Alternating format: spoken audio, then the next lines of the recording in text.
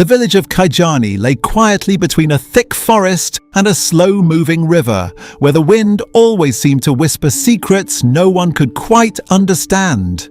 People in Kaijani lived simple lives, farming, fetching water, raising children. But there was one rule everyone followed without question. No one entered the forest after sunset. Not because of wild animals, but because of what lived beyond them. Among the villagers lived a girl named Amani. She was not like the others.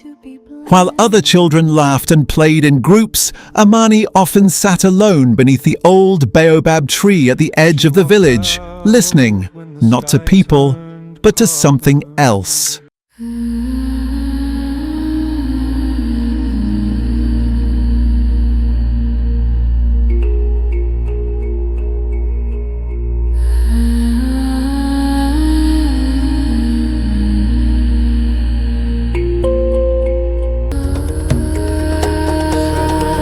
At first, her mother thought it was just imagination, until the day Amani spoke of things she should never have known. "Mother," she once said quietly, her eyes fixed on the distance. "The old man from the western hut.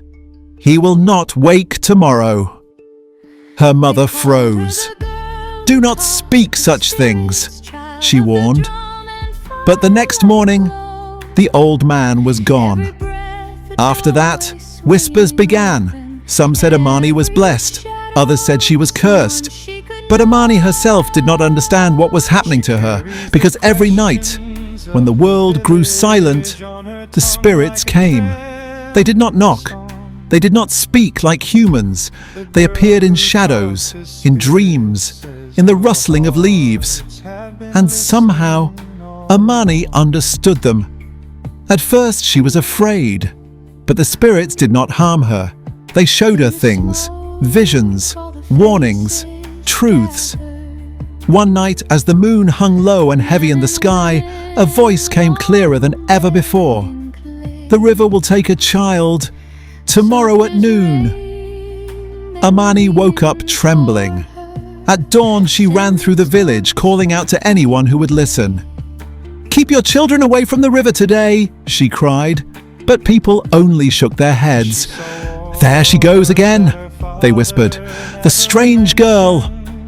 And so, noon came. The sun burned high in the sky. Children laughed and played by the riverbanks. And then, a scream. The current had taken a small boy. Panic spread through the village, but it was too late. The river had already claimed him.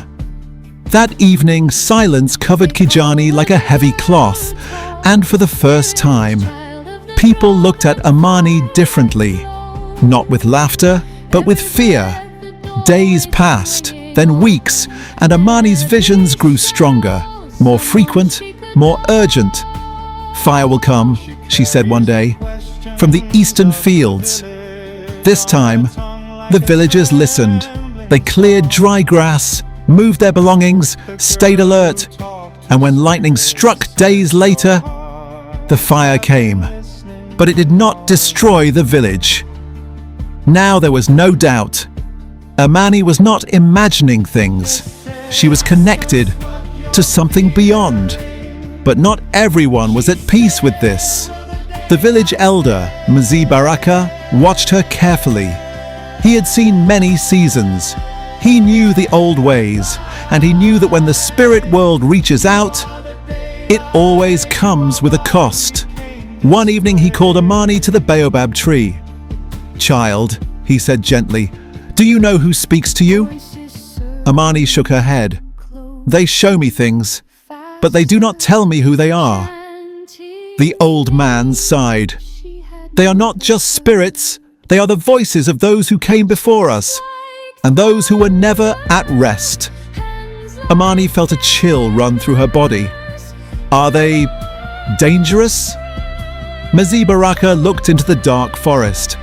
Not all spirits wish to guide. Some wish to be heard, others wish to be followed. That night, the spirits came again, but this time, they were different. The air felt heavier, the shadows darker, and among the voices, one stood out, stronger, colder. "Come to the forest." Amani's heart pounded. "No," she whispered, but the voice returned, louder, closer. "Come, or they will suffer."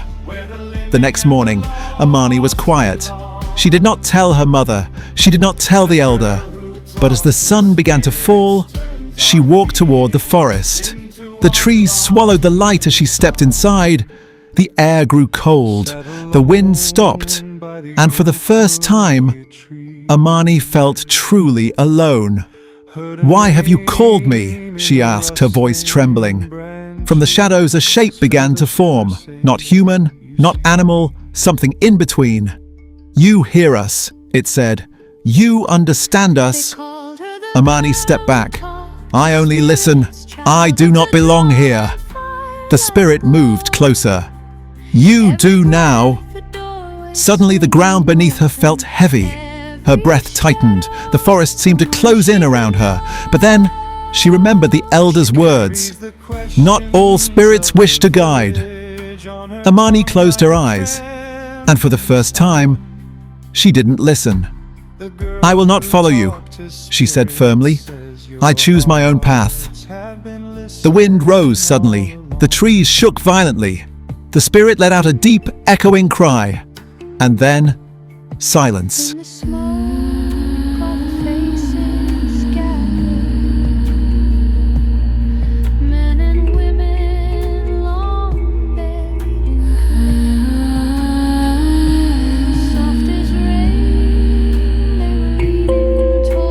When Amani opened her eyes, the forest was calm again.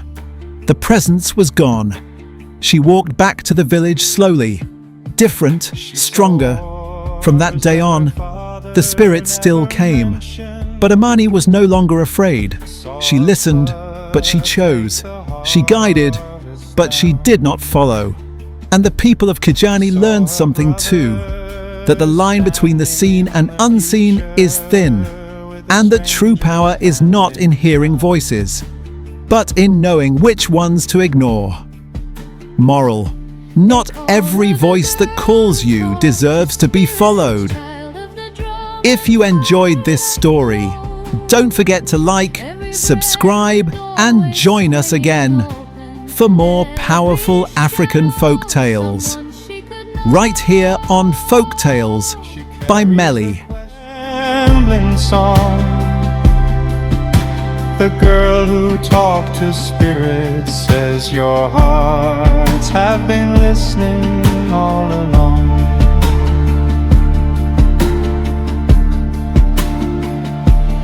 They said, ask us what you're fearing. She said, will the daylight stay?